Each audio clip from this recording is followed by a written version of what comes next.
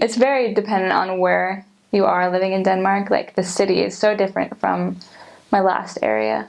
In the city, you know, they have really small apartments. They cost a ton to live there. Everyone bikes because buying a car in Denmark is like buying like 5 cars in America. And gas is like super expensive too.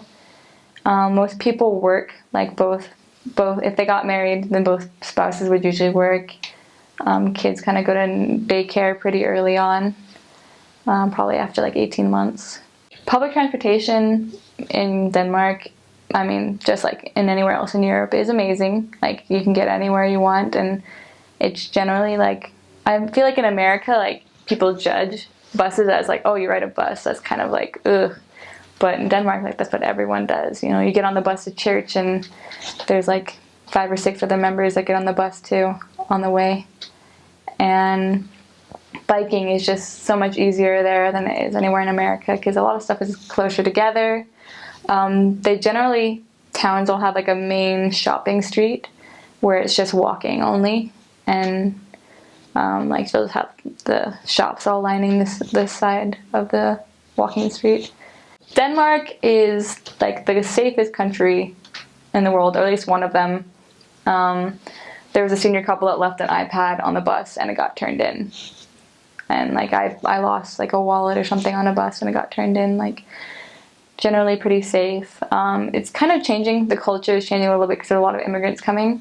I don't know what that's a reflection really of or what to take of that, but that's just how it is. Weather is like pretty cold in the winter.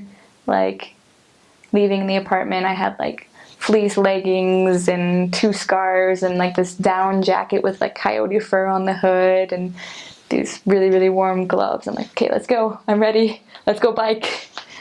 And I mean, if we rode the bus, then I'd be like dying on the bus. But when you get outside, it's like really cold because like it's more like sea level. So it's very, very humid. Very different than anything like here in Utah. So the schedule is a lot less hectic than anywhere in America. Like the stores would generally close at 5. And it's like, they're just closed because everyone's gonna go home and be with their families. And they have a lot of vacation days. Like you'll be like, well, I want to go to the library today. And you're like, nope, it's closed because they're celebrating this is the day that Christ went to heaven. And you're like, okay, that's a good thing to celebrate, but I want to be able to email home.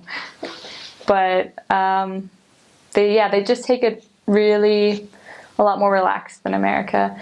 They have this concept. It's not really like a word, it's more of like a feeling. It's hygge. And like there's actually a lot of studies of it right now, just like the concept that it holds, because we don't have it in America. I mean, not traditionally, because we're just really, you know, let's go, let's go, let's go. And very different than in Denmark. Hygge is to like come together with friends and like sit and talk. Maybe there's like a fire going, and, you know, got warm blankets, or maybe you're even just sitting at home like snuggled up watching a TV show. It's just like this kind of slow coziness of just relaxing and enjoying each other's company. Like at Christmas, kind of that's where we'd kind of get to that feeling in America of just like sitting after all the presents are unwrapped and just kind of enjoying each other. It's just this feeling that they frequently just like, hey, let's have a hygge night. Like, why don't you come over and we'll just sit and talk, which makes missionary work somewhat difficult because they just want you to talk for 3 hours and hang out, and you're like, we have 45 minutes and we have to leave. Like, we can't be here for 3 hours. And they're like, what are you talking about? Like, you just got here for dinner. We're not done with it yet. So obviously you're going to have to stay later. And then dinner's done. Like, well, we have to make dessert now. And you're like, we were supposed to leave 2 hours ago. But like you really enjoy the time you have with them. But like as a missionary, you got to go, which is why it's good to like go back and visit Denmark, because you can really experience that just relaxed. Let's just talk. Let's see how we're doing. Let's connect to each other. But I feel like with technology and everything, it's a lot about non-connectivity now. But like it's just that moment to like take a time and connect with each other. That's a huge part of their culture, just coming together and hyggeing. Another thing about Danish lifestyle, in Denmark, they have to pay more taxes if they get married. So most people, like, they don't get married and they'll just be with like their boyfriend or whatever for like 10 years.